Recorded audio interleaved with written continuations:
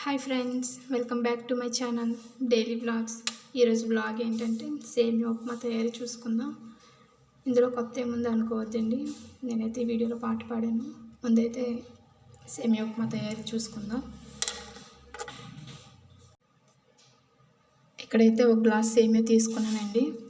Next వచ్చేసి onions, carrot, potato, tomato, green chilli, curry leaves, తర్వాత కొత్తిమీర, పుదీనా, ఎండుమిర్చి తీసుకున్నానండి.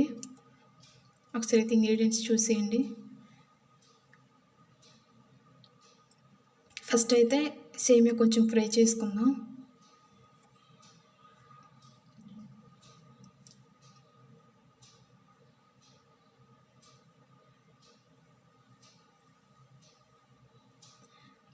బాగా ఫ్రై అయిన తర్వాత తీసేసుకోవాలండి, పక్కన పెట్టేసుకోవాలి.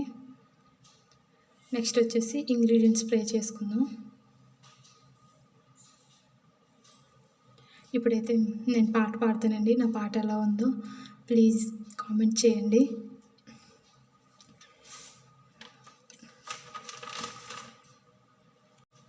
గుండెలోతుల్లో ఏదో బరువు పెరిగింది, తడిమి చూస్తే అతని తలపై నిండిపోయింది. నిన్నదాకా ఎప్పుడు నన్ను తాకేటప్పుడు గుండెలో ఈ చప్పుడు నేను వినలేదే. అలగవే హృదయమా, అనుమతైనా అడగలేదని తెలుసునా తెలుసునా, మనసుకి తొలి కదలిక అడగనా అడగనా అతడిని మెల్లమెల్లగా.